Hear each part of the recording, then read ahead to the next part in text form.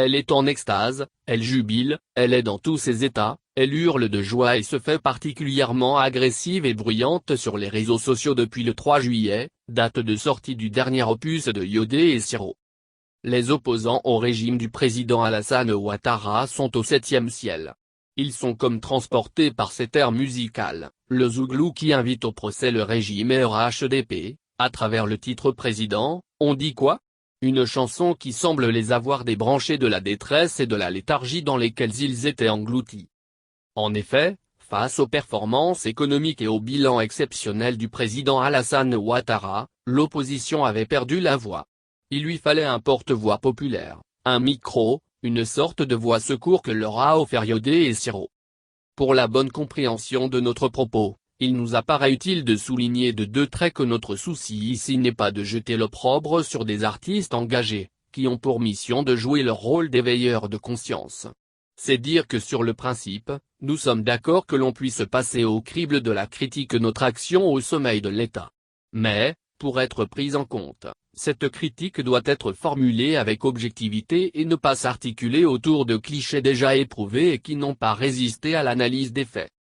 C'est donc le lieu de se poser la question essentielle de savoir si le réquisitoire musclé et volontairement provocateur de Yodé et Siro est conforme à la réalité. Non. Parce qu'avant tout propos, les succès enregistrés en Côte d'Ivoire, sous la gouvernance du président Alassane Ouattara, ne se résument pas uniquement au bitume et à l'électrification. C'est là un cliché trop réducteur et cela fausse le débat. Cette omission volontaire n'est pas en tout état de cause un témoignage de bonne foi des auteurs de cette chanson. Messieurs Yodé et Siro savent combien d'écoles, de lycées, d'universités, de centres de santé primaire, d'hôpitaux généraux, de CHU ont été bâtis de 2011 à 2020 ? Savent-ils combien de barrages, de ponts, de châteaux d'eau ont été construits en 9 ans ? Je ne parle même pas de tout ce qui a été entrepris pour restaurer le climat sécuritaire et pour renforcer les bases de notre économie et de notre diplomatie. En zouglou, nous apprend-on, baie est mieux que drap, il faut se dire donc les choses franchement. On parle de personnes en prison mais on ne parle pas de celles qui ont été libérées ou qui ont bénéficié de la loi d'amnistie consécutive à l'ordonnance prise par le président Alassane Ouattara, en août 2018. Ils sont, en effet, plus de 800 qui ont bénéficié de cette loi d'amnistie. Et puis, comment faire comprendre à ces chantres du zouglou et certains de nos concitoyens, une bonne fois pour toutes, qu'un homme politique poursuivi et condamné pour des délits de droit commun n'est pas un prisonnier politique ? Yodé et Siro sont-ils sérieux quand ils affirment que sous le régime du président Alassane Ouattara, il n'y a que les Bakayoko et les Koulibaly qui sont nommés à des postes de responsabilité ? Il suffit de jeter un coup d'œil sur la composition du gouvernement, sur la liste des présidents d'institutions, pour se rendre compte que nos amis sont à côté de la plaque. Ces derniers voudraient ressusciter, en effet, l'ivoirité, célébrer la stigmatisation ethnique qu'ils ne se seraient pas pris autrement. Car, non seulement ce qu'ils disent n'est pas conforme à la vérité, mais ils poussent sans le savoir, des Ivoiriens à stigmatiser et à se braquer désormais contre tous ceux qui ont le malheur de s'appeler Bakayoko ou Koulibaly. On comprend toute la joie qu'il procure à un certain Conan Bédier en réveillant en lui l'ivoirité qui ne se gêne pas en brandissant le CD des dits artistes, comme un trophée de guerre. On connaît l'histoire de la Côte d'Ivoire et si mes souvenirs sont bons, il fut une époque où l'on parlait de séphonisme, de Bad, Bété, Atié, Dida. À cette époque, le président Ouattara n'était pas encore au pouvoir.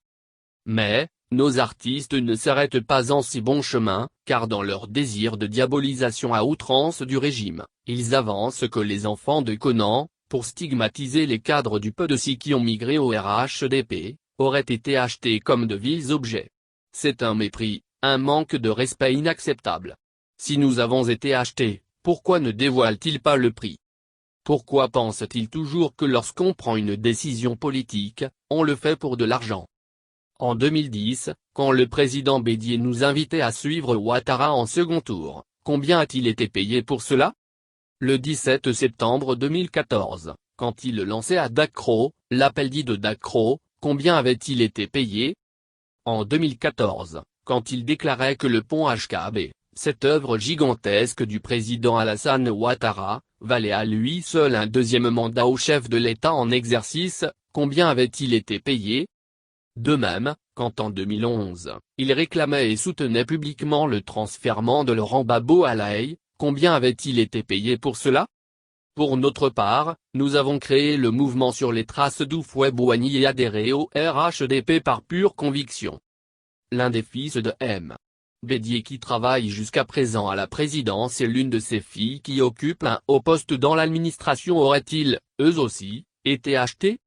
Que dire du prétendu surendettement de la Côte d'Ivoire? Iodé et Siro savent-ils que notre niveau d'endettement actuel est très largement en dessous du plafond communautaire fixé par l'UMOA? Savent-ils que cela est surveillé par le FMI et les bailleurs de fonds en général? À l'égard du président de la République, j'ai écouté des choses horribles, dégradantes, voire insultantes que je me garderai de répéter ici. Sous d'autres régimes, on aurait parlé d'offense au chef de l'État, et ses autorités seraient allées tout droit en prison. Mais, le président Alassane Ouattara est un homme tolérant. C'est pourquoi, il ne fera pas comme l'autre, suivez mon regard. C'est pourquoi aussi, il n'a pas jugé utile de censurer cette chanson qui est un véritable venin contre la cohésion sociale et la paix. Même s'il a réalisé des choses extraordinaires, des choses qu'aucun de ses adversaires actuels n'a donné à la Côte d'Ivoire, le président Alassane Ouattara reste lucide et conscient qu'aucune œuvre humaine n'est parfaite. Il est ouvert à la critique quand elle est formulée de bonne foi. Mais là, dans cette chanson, nous avons un ramassis d'accusations infondées, de propos outrageants et d'appels à la révolte contre une catégorie d'Ivoiriens. Le bilan du RHDP est tangible, il est visible partout en Côte d'Ivoire, à travers des réalisations qui impactent le quotidien des Ivoiriens. Ce n'est donc pas une chanson qui viendra convaincre les Ivoiriens ou des villages entiers qui ont reçu de l'électricité ou de l'eau potable que le président n'a rien fait. Parce que nul n'a jamais réussi à cacher le soleil avec la main. Le RHDP est serein, parce que toute la Côte d'Ivoire reconnaît l'immensité de l'œuvre du chef de l'État. L'opposition s'excite donc pour rien.